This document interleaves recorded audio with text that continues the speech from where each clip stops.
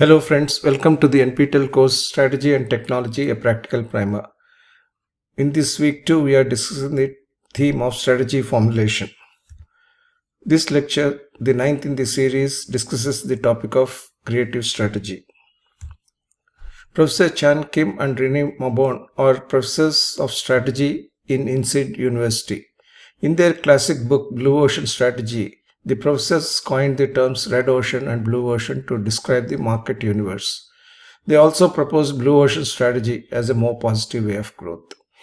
Red oceans are all the industries in existence today according to the professors, that is the known market space. In these red oceans, industry boundaries are defined and accepted, and the competitive rules of the game are known. Here, every company tries to outperform the rivals to grab a greater share of existing demand. As the market space gets crowded, profits and growth are reduced even as competition is enhanced. Products become commodities, leading to cutthroat or bloody competition, hence the term red oceans. In contrast, according to the professors, blue oceans denote all the industries that are not in existence today, the unknown market space untainted by competition. In blue oceans, demand is created rather than fought over. There is ample opportunity for growth that is both profitable and rapid. In blue oceans, competition is irrelevant because there is no competition. The rules of the game are waiting to be set by the pioneers. A blue ocean is an analogy to describe the wider, deeper potential to be found in unexplored market space, in uncontested market space. A blue ocean is vast, deep, and powerful in terms of profitable growth for the player. It argues that cutthroat competition results in nothing but a bloody red ocean of rivals fighting over a shrinking profit pool. Nobody is a winner in such a strategy. This cutthroat competition which exists in red ocean is a path to nowhere according to the process. In contrast, blue ocean strategy presents a systematic approach to making the competition irrelevant and outlines principles and tools that any organization can use to create and capture their own blue oceans. This is the book Blue Ocean Strategy, and these are the professors. Market boundaries and industry structure are not a given and can be reconstructed by the actions and beliefs of industry players. That is the essential thesis of the book Blue Ocean Strategy.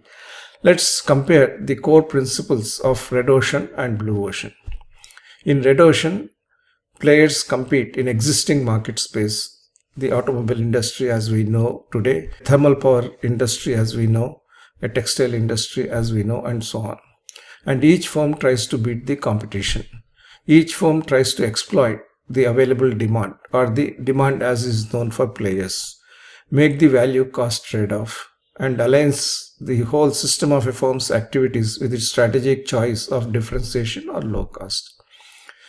The principles of blue ocean strategy are in positive contrast. The player creates an uncontested market space. It therefore makes the competition irrelevant. The player creates and captures new demand. The player breaks the value cost trade-off. The player aligns the whole system of a firm's activities with its strategic choice in pursuit of both differentiation and low cost. Blue ocean strategy is therefore a simultaneous pursuit of differentiation as well as low cost, and this combination opens a new market space and creates new demand. It is about creating and capturing uncontested market space, thereby making the competition irrelevant. These terms of uncontested market space, virgin market space, and irrelevant competition keep coming up again and again in a discussion on blue ocean strategy. There are several tools of blue ocean strategy. We will cover in this lecture each tool after the other tool. We will talk about value innovation now. Value innovation is the simultaneous pursuit of differentiation and low cost, creating a leap in value for both the buyers and the company. It is the cornerstone of market creating strategy. Let's take the example of a commercial vehicle. How does the value accrue to the buyer? The value accrues when a 14-wheeled haulage truck provides exceptional utility. Previously, every truck had only 4 wheels. Then came somewhere late 1990s innovation of 6 wheels. However, Over last few years, we got multi-wheeled, multi-axled trucks. A 14-wheeled haulage truck became a premium vehicle. It is costly, but the price carries a premium which is supported by the utility that is provided by the truck. It may cost a little more for the company to make, but the company derives not only higher price but also better loyalty. So there is a value to the buyer, there is a value to the firm. When you look at the cost and buyer value paradox, the value innovation occurs when the cost is the lowest for the buyer and the value is the highest for the buyer. Because value to buyers comes from the offering's utility minus its price, and because value to the company is generated from the offering's price minus its cost, value innovation is achieved only when the whole system of utility, price, and cost is aligned. That's why value innovation pursues both cost leadership and differentiation. The second tool is Strategy Canvas. It is a central diagnostic tool and an action framework that graphically captures in one simple picture the current strategic landscape and prospects for an organization. Let's look at vehicle makers such as Maruti Suzuki and Tata Motors. You will find that if the y-axis denotes the offering levels and if the x-axis defines the strategy components, the manufacturers could position themselves in different levels on different parameters. These competing factors and the offering level together constitute a diagram of either a red version or a blue version. The industry value curve could be the red curve which we are seeing on the right side. But on the other hand, a blue version strategic move would try to outwit the red curve and provide greater value to the customer. So this is the second tool, Strategy Canvas, trying to place each attribute of the company on a graphical scale in terms of the offering levels and see whether the company is on the path of blue ocean or the company is stuck in the path of red ocean. A firm may choose the blue ocean components within each strategy and be on the top of an industry average canvas. That is what the graph on the right side shows. The third tool is the 4 actions framework. The 4 actions framework constructs buyer value elements in crafting a new value curve or strategic profile. It is called ERRC grid. To avoid the trade-off between differentiation and low cost, the framework proposes 4 key questions which are shown in the diagram to challenge an industry's strategic logic. Let's take the hypothetical example of the global automotive component group cited here. By following the ERRC grid, the global auto parts major can find a value driving framework for the business. The first is elimination. It will try to eliminate all defects and waste. The second, it will try to raise the standards the company adopts in the environment, health and safety, environmental empathy, social responsibility and corporate governance standards. It will also raise the product quality. It will reduce global costs and it will reduce, if not eliminate, global continuity risks. It will create new platforms for serving electric vehicles. It will create new parts platforms to serve autonomous vehicles. So this ERRC grid puts the component major on a new value curve. Every firm, if it follows a new value curve, it will be in a position to be more competitive and create a blue ocean of its own. The other tool is hurdles being overcome. To overcome the hurdles, again there is a 4-point framework. It is comprising cognitive, political, resource and motivational approaches. In various degrees, companies may face 4 types of hurdles to strategy execution. Knowing how to triumph over each of these organizational hurdles is the key to successful strategy execution. Cognitive is ability to conceptualize, visualize and appreciate. Generally, the cognitive bias is in terms of the status quo in any firm, even at the leadership level. This obsession with status quo is one of the biggest hurdles companies face in trying to becoming superior companies. Therefore, this cognitive bias and cognitive obsession with status quo must be overcome. The second hurdle is that of political, that each organization, irrespective of the evolved culture that the organization may have, would be characterized by some political dynamics. It is impossible to completely eliminate political dynamics. They can be moderated, they can be harmonized, they can be aligned, but the political dynamics do remain. But in some companies, political interests become very much vested, very much powerful, and they daunt the progress of the company. So the approach is to overcome all the powerful vested interests that exist in an organization. The third hurdle is the resource hurdle. This is one of the most prominent hurdles which a company experiences, the hurdle of limited resources. And the fourth one is the motivational hurdle. That is, the staff are diffident and reluctant. Particularly if the staff is tired of being in the red version, they feel that they are already in an end of the road situation and they would not have enough motivation to craft a blue ocean strategy and execute it. The company's leadership, through the blue ocean strategy and by inspiring each of the organizational members on the utility of the blue ocean approach, could break these hurdles. And breaking these hurdles requires strong action. Cognitive bias, cognitive obsession can be broken by better awareness, better alignment, and better visualization. The political hurdles can be broken by better organizational systems, business processes, and keeping cause over loyalty.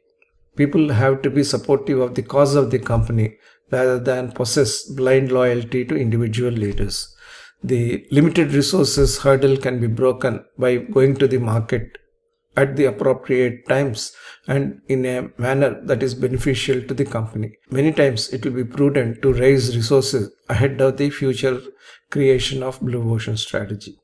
And the fourth one, which is the motivational hurdle, that can be overcome by constant engagement of the leadership with the rank and file of the organization and promoting a team culture wherein star performance by the teams rather than by individuals is encouraged. This would help the blue ocean strategy more feasible in organizations. The other tool is to understand the buyer experience. This tool is similar to the strategy canvas in the sense that it has a two-dimensional plot of utility levers and the buyer experience cycle. The utility levers for a company are sustainability, esteem, experience, fulfillment, and productivity. The experience factors for the buyer are the interface between the firm or its representative and the buyer, evaluation mechanism that is available, finance support that is available, purchase process, the actual delivery of the product or service, the installation of the product or the service, the experience during the usage of the product or the service, the ability of the company to seamlessly troubleshoot the product to minimize the idle time, the repairability of the product or the service, and finally the resale or trade-in value of the product or service when the customer wants to exchange it for a superior product or service. These are the factors by which a customer evaluates the product or services offered by the company. And when these are combined with the utility levers, you will get a complete buyer experience canvas. The current industry focus in each grid can be shown as the red dots, as we have seen in the previous curve. And the proposed company focus under the blue ocean strategy can be shown as the blue dots. And if the blue dots curve is higher than the red dots curve, clearly the company is in a position to create a blue ocean strategy that can beat the industry average or the competitors' performance. That's the idea of the blue ocean strategy. We have to also think of blue ocean strategy being applicable in a positive way in an industry where there are multiple companies as well. Blue ocean strategy doesn't always mean that there is only one company and that company constitutes the entire industry and there is no competition. While that is an ideal situation, And in some cases, that is the situation that would exist when the company is pioneering and creating a new industry. For example, when Google created the search industry, or when Amgen created the biologics industry. These are all unique cases, but eventually the industry will be occupied by more players. In such a situation, the advocacy here is that you should not try to have combative competition. We should have a way of finding out new uncontested market spaces so that the player which discovers this uncontested market space can be having better profitability and better revenue without the experience of drained profits and erosive market share. That's the idea in the blue ocean strategy. There is also the other tool of pioneer, migrate, settler map. Pioneers in any company are the value innovators. Migrators are people who are improving the value. Settlers are those who are limited by value. These three classifications can also be seen as innovators, differentiators, and followers. And if you compare today with a desired tomorrow, you can plot how these three categories of players are going to move across. If a company which is constituted by settling approach decides to move to a migrating approach with the vision and aim of becoming a pioneering company, it will be migrating across the value chain. It is a useful exercise for a corporate management team to plot the company's current and planned portfolios to accomplish profitable growth. Companies may move across the three zones, but the companies following the blue ocean strategy specifically endeavor to create new uncontested markets through new products that are both innovative and pioneering. The other tool is the 6 Paths framework. The 6 Paths framework is the framework that allows managers to address the risk many companies have with excessive head-to-head competition is one which bloodies the noses of both the companies. Head-to-head competition is attempt all by everything, but there is finally no winner. Probably there would be a loss on all the parameters for both the companies. The 6 Paths framework enables companies to successfully identify strategically compelling blue oceans by reconstructing the market boundaries. Let us take an example based on the smartphone industry, which is highlighted below. The red vertical is for head-to-head competition and the blue vertical is for the blue ocean creation. The industry is smartphone industry. But let's try to create a new industry which is an all-in-one smart device industry.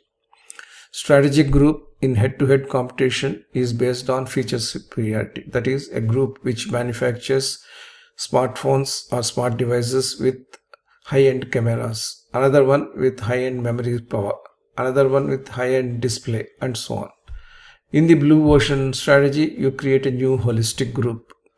The buyer group is segmented based on income affordability and feature preferences. That's why you find so many combinations in how these smartphones are offered by different manufacturers. Although the manufacturer can create a completely integrated blue ocean.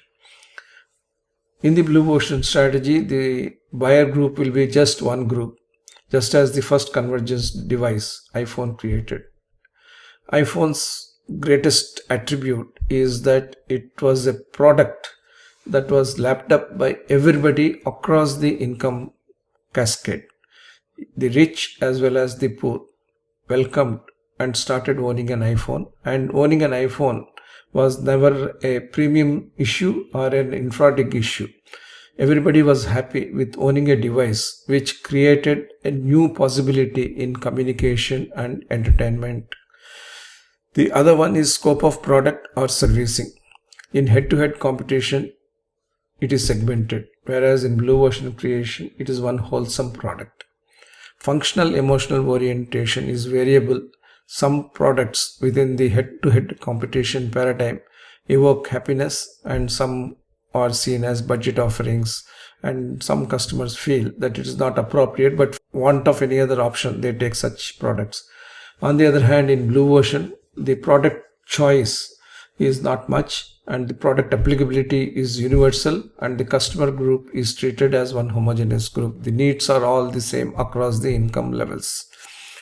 In terms of time, we have short product life cycles, because to be able to succeed in head-to-head competition, each company tries to be ahead of the other company. That reduces the product life cycles. Whereas in blue ocean creation, because market and the product live in synergy with each other, there will be more sustainable, longer product life cycles. This is the 6 parts framework. The emphasis is on providing an industrial development that is as inclusive as possible, and a product need characteristic match that is as inclusive as possible, as universal as possible, and create wholesome experiences, wholesome products for largest possible customer groups. That is the creation of a blue ocean for FO. The blue ocean strategy obviously is very elegant conceptually. Who wants competition? And who wants competition that drains energy, that reduces revenues, that erodes profitability? Everybody would like to have a blue ocean strategy. But the blue ocean strategy, although it is conceptually very elegant and appealing, it requires pioneering innovation. It requires the CEOs, CXOs, and strategists to move from decades of obsessive preoccupation with relentless competition as a methodology for firms to creative innovation as creation of a space for firms to seed themselves and grow. Therefore, there are certain very specific advantages of the blue ocean strategy, as well as certain specific limitations and disadvantages. The positives and the limitations are as below. The positives of the blue ocean strategy are that it focuses attention on innovation. It tells companies that you pioneer a new product or a new service, you create a new market. Once that is done, and when players enter, you move on to the next job of creating another pioneering product, so that you create another industrial segment. That's how the positivity of pioneering is embedded in this strategy. It encourages firms to always create new markets, and it considers customer needs as key drivers of strategy. In terms of the limitations, not all companies can follow the blue ocean strategy. This strategy is more suited to innovators and pioneers. In any case, many of the concepts that are propounded in the blue ocean strategy are already a part of well-established management literature and practice. Therefore, there are certain advantages and there are the limitations. But the main impact or the utility of the blue ocean strategy is that it encourages leaders, managers, and executives to think that they should create products and services where there is a pioneering element, where there is little competition, so that they can occupy the market space that they themselves create. Therefore, they will have good revenue and profit potential. This doesn't say that blue ocean eventually would not become a red ocean. It doesn't say that if there is a red ocean, then you should get caught in the red ocean, or you try to convert the red ocean into a blue ocean. It is impossible to convert a red ocean of competition into a blue ocean of single occupancy industry. It is not possible. But what is possible even for companies which are quagmired in red oceans, to think out of the box, to think in a pioneering and innovative way, and get into creation of a blue ocean. That is the utility of this blue ocean strategy. There is another strategic framework which is extremely important, which is the growth horizons model.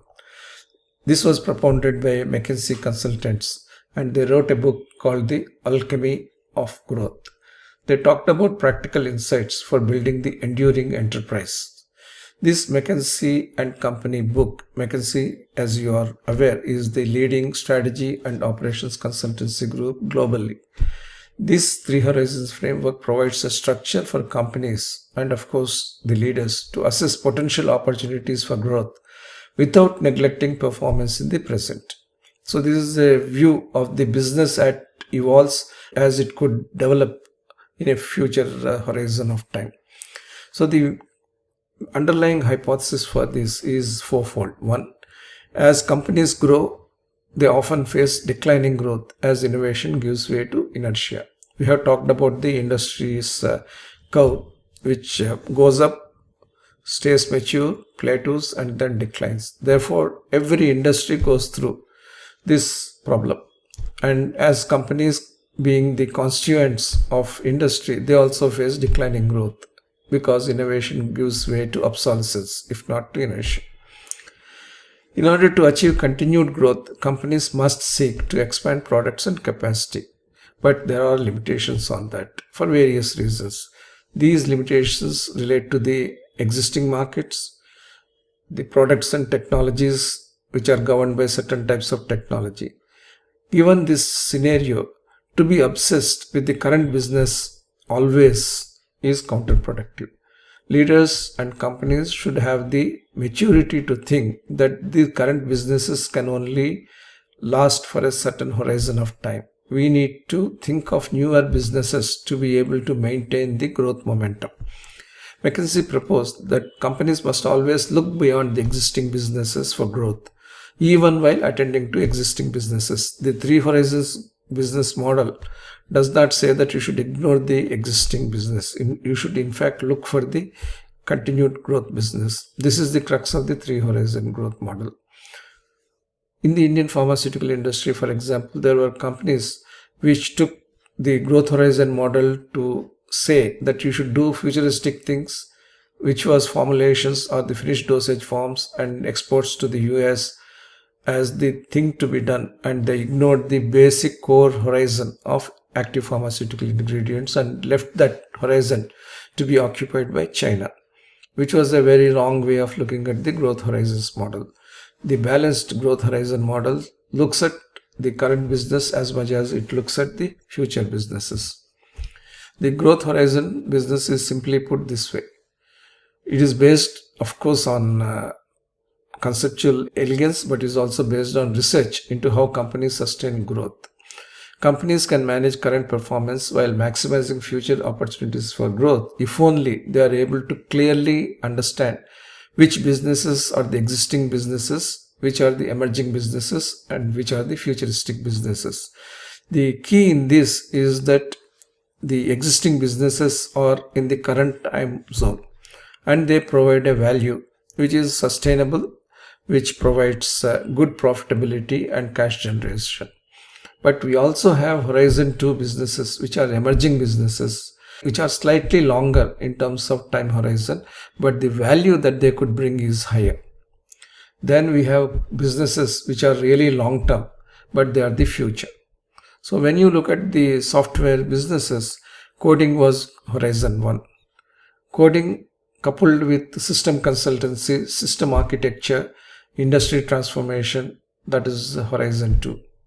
Horizon 3 is coding or software development, which is dominated by newer digital technologies, that is artificial intelligence, machine learning, deep learning, augmented reality, virtual reality, and blockchains. That's the futuristic business. So a software services company can see itself in terms of three horizons as I outlined.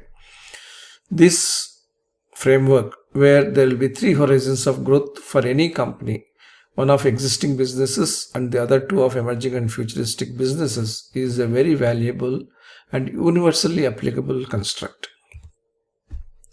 What are the characteristics of each of these businesses? The characteristics are such that it will enable the leadership prioritize decisions based on current and future business needs and also achieve certain revenue, profit, investment and risk profiles which are commensurate with the nature of the business horizon. Let's look at the characteristics of Horizon 1, that is the existing businesses. These are the core businesses that are most readily identified with company name. When you think of Tata Motors, you think of trucks and buses. When you think of Reliance, you think of textiles and oil. These are the basic horizons. When you think of Bharat Heavy Electricals Limited, you think of power plant equipment. When you think of NTPC, the power producer, you think of thermal power plants. When you think of a textile maker, you think of the first type of textile apparel that they have made. Horizon 2, in contrast, is one of emerging businesses, that are businesses that will be co-businesses in due course. Ventures that have already taken investments and where investments have been converted into facilities and competencies and industries which will earn therefore higher revenues and profits in future. This horizon also includes entrepreneurial ventures by established companies that are set to grow. Horizon 3 is one of futuristic businesses, that is, businesses that are based on sunrise technologies, startup ideas that are incubated with an eye on the future, ventures which, if is successful, can pioneer new products and create entirely new markets and businesses. Horizon 3 businesses are, in a way, blue ocean businesses. The three horizons model ensures a succession of businesses over time in an orderly, calibrated manner so that a company may continue to grow in a sustainable manner to perpetuity. We say perpetuity because this three horizon model is not again cast in stone only at one point of time. It is an iterative, constantly evolving three horizon business construct that happens. The horizons themselves need to keep evolving. That is the important aspect of the growth horizons model. Let's look at how the growth horizons model works. The three horizons framework, based on research into how companies sustain growth, illustrates how companies could manage the current performance while maximizing future opportunities for growth. In Horizon 1, you can have cars which meet BS6 emission standards. They generate a particular level of value in the short and medium term. Then we get hybrid cars, that is, cars which are based on both oil and also on a gas or an electric motor. These are the hybrid cars. These are the emerging businesses in the automobile industry. And the futuristic businesses are electric cars and autonomous cars. They are the ones which are going to dominate in the future. You can have the Reliance example as a way of how this growth horizon starts. When Vimal was set up, the initial business in the 1970s was the textiles business. The entire value of the company came from the textile business branded Vimal at that point of time. But over a period of time, the company decided that it must have a new core business. So by the 1990s, oil refining became the core business of Reliance. That was the Horizon 2. And it eventually became the synonym for Reliance, that it was seen as an energy powerhouse. But at the same time, the company thought that we should go beyond this and be with futuristic businesses. So the company thought about telecommunications and retail as the new futuristic businesses, Horizon 3. But does it mean that this basic horizon will become irrelevant? No. If you look at the strategies that are being developed and being acted upon by Reliance, the company is now buying up global brands. The company is buying up new textile facilities under the IBC route. It has already acquired Alok Industries. And many of the companies which are in the IBC process have very good facilities, very good quality standards, but because of financial mismanagement or excessive diversification, they have become non-performing assets and are being sold off under the IBC process. By carefully selecting such companies, Reliance is adding to the capability spectrum in the basic horizon. Now it is trying to bid for the Syntex Industries, which is another company which supplies textiles and textile inputs to global brands. On the other hand, the company is also buying up certain global brands. So the textile business is getting globalized and revitalized and being supported with additional capacity to be able to have an emerging business and a futuristic business aura in the basic horizon. Similarly, the oil refining business is getting supplemented by the new energy business, which comprises hydrogen and renewable energy. Gigafactories are proposed to be set up and huge collaborative partnerships are proposed to be developed. So the energy horizon is getting redeveloped into another horizon 2A, 2B and 2C.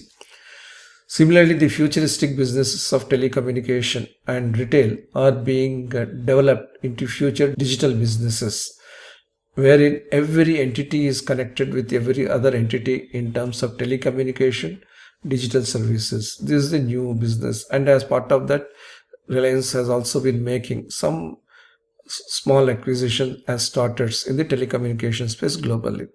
So in each horizon, Reliance has kept on pushing the envelope with new businesses.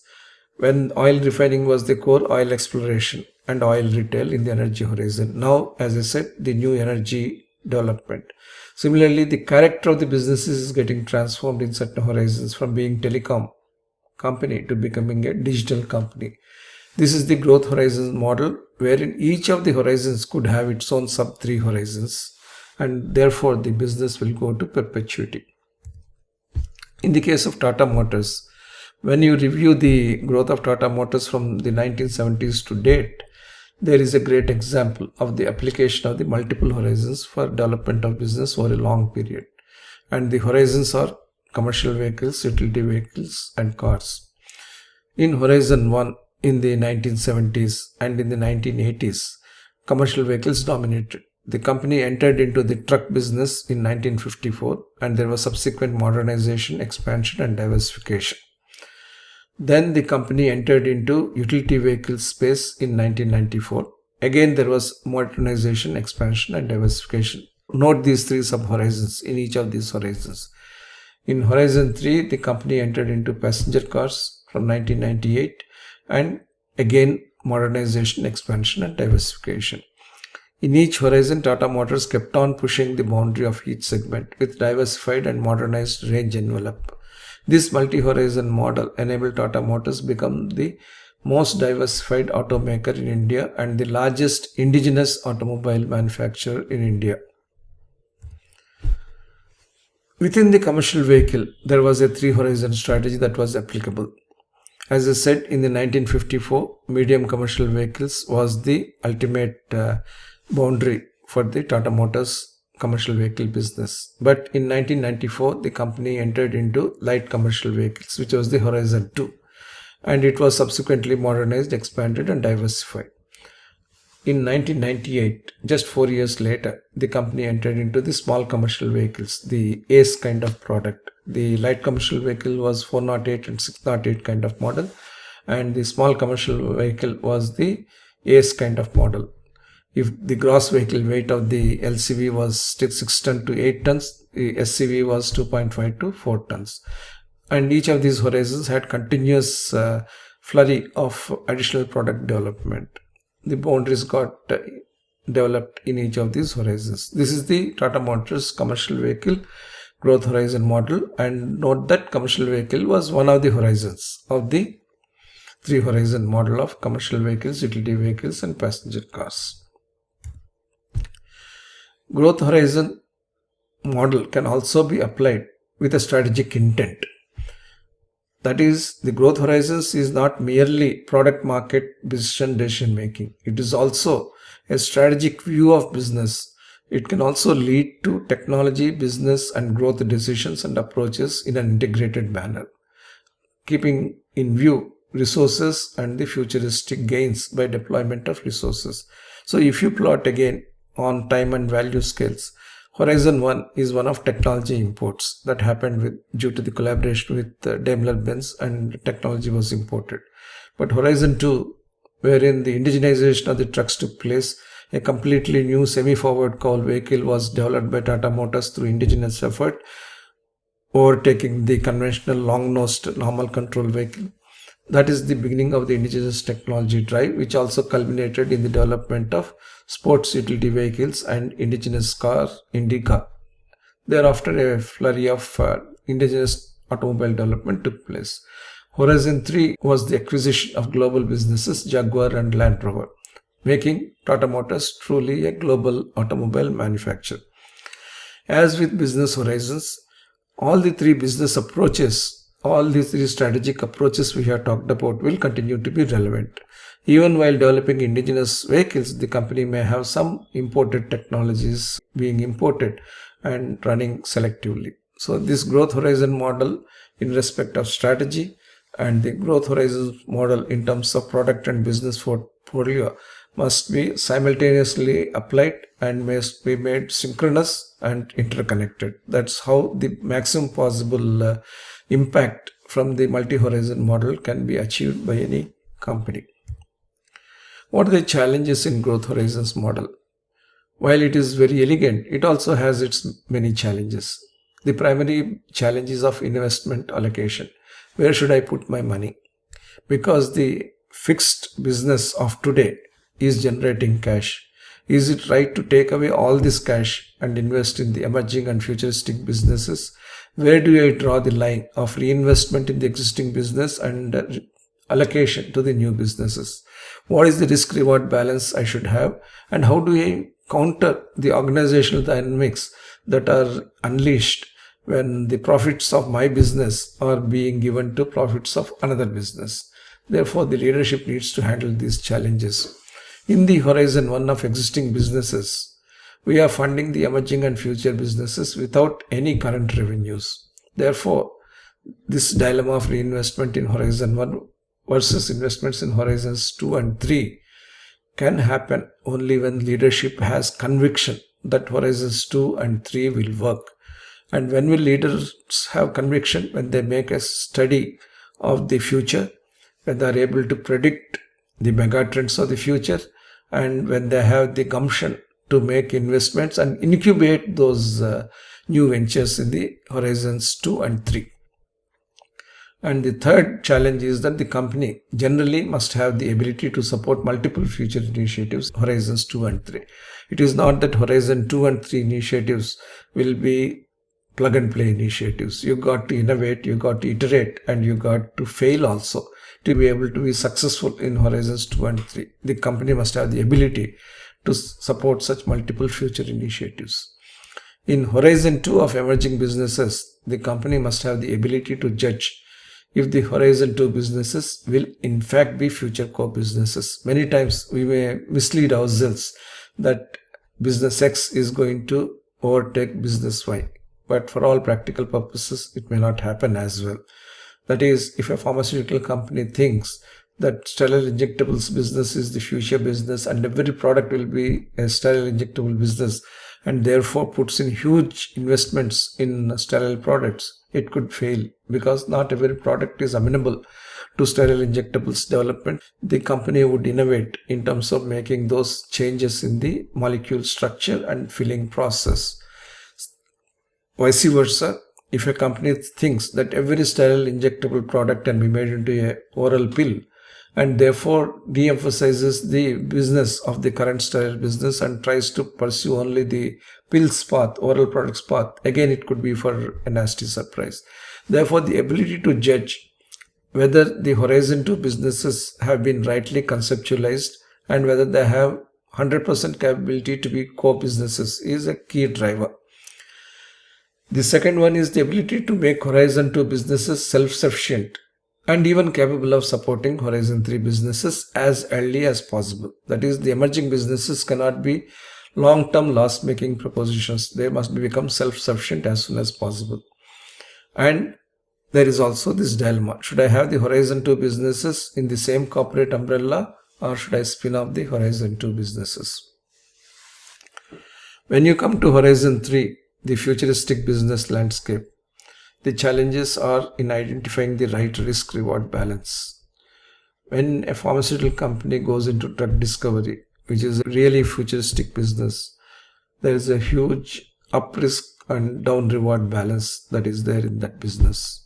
Similarly, a company which is already in drug discovery goes into discovery of regenerative medicine.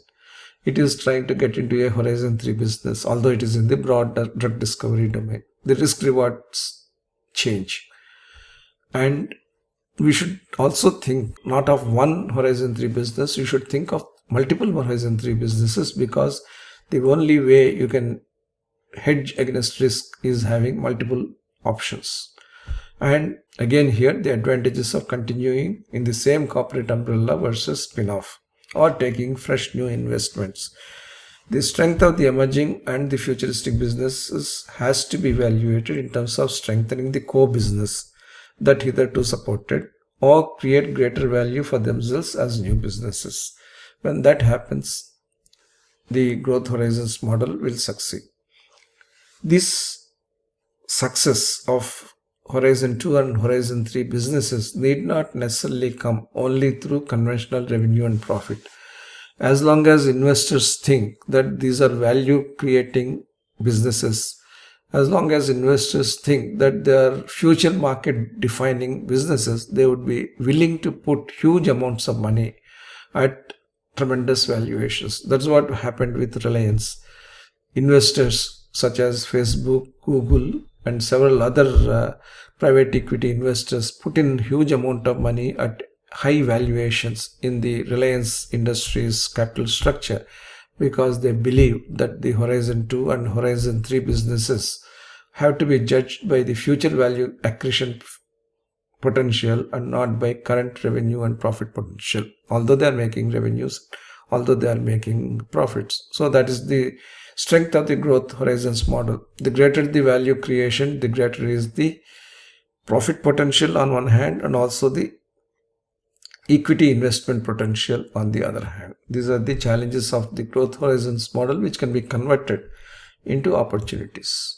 So with this, we come to the end of the two frameworks we have discussed. These are two very conceptually elegant and extremely important concepts. That is, how do I create a blue ocean of my own uncontested market space by my pioneering actions, product, service, and business model actions.